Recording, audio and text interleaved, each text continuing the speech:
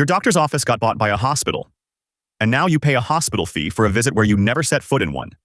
Same building, same parking lot. Same nurse who took your blood pressure last year.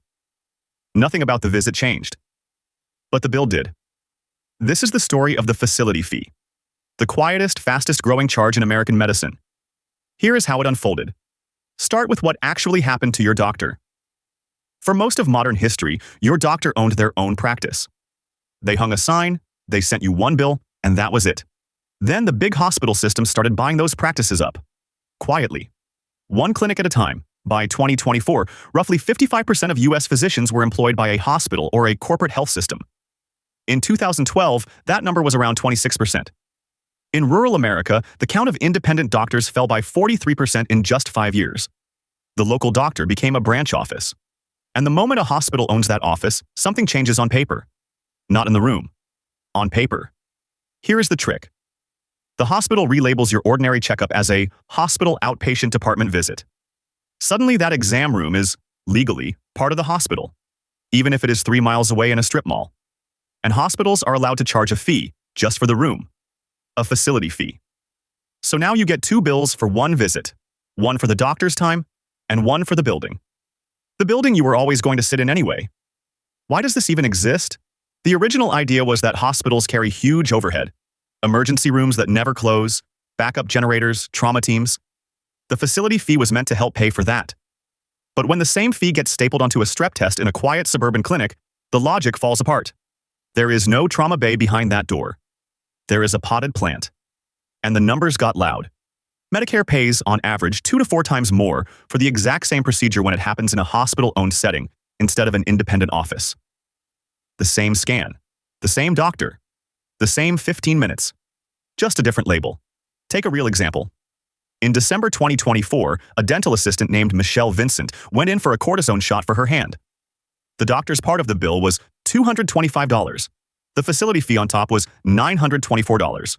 Her total, over $1,100, for a single shot. Quote, "No one explained that to me," end quote. She said she walked in from the parking garage straight to the office. She never saw a hospital. Now scale that up. In Connecticut alone, hospitals collected over $2 billion in facility fee revenue in a single year in 2024. One state. So who pays and who profits? You pay. The hospital system profits. The facility fee can turn a $40 copay into a several $100 bill. And here is the cruel part. Many of these fees land on routine, preventive care. The annual physical, the mammogram, the follow-up. The exact visits we tell people not to skip. And then came the 2026 twist. The fee went virtual. When telehealth exploded, you would think the facility fee would simply vanish. There is no facility. You are on your couch. But some hospital systems kept billing a facility charge for the video call anyway. A room fee. For a room that is your living room. In June of 2026, Connecticut Congresswoman Jahana Hayes introduced the Fair Telehealth Billing Act. Its whole purpose is to stop hospitals from charging a separate facility fee for a telehealth visit. According to one health policy group, these telehealth fees can add as much as $1,000 to a patient's out-of-pocket cost. For a phone call, here is the slow turn in the story. Regulators are finally moving. For 2026, Medicare started expanding what is called site-neutral payment. Plain English, pay the same price for the same service no matter what building it happens in. The new rule pays certain hospital outpatient clinics at just 40% of the old inflated rate for some drug administration services. The government estimates that one narrow change saves about $290 million in its first year. $220 million off Medicare, $70 million straight back into patients' pockets. And the states are not waiting. As of 2026, 21 states have at least some protection against these fees. Connecticut, Colorado, Maryland, New York, Ohio, Texas, Washington, they passed laws restricting or banning them. 9 states bar them outright for certain care. 13 require the hospital to at least warn you first. But that leaves most of the country where it is still perfectly legal and perfectly hidden. So here is your grounded takeaway. This is one of the few hidden charges you can actually catch. When you book a routine visit, ask one question. Is this office a hospital outpatient department? And will I be charged a facility fee? Get the answer in writing if you can. When the bill arrives, read every line.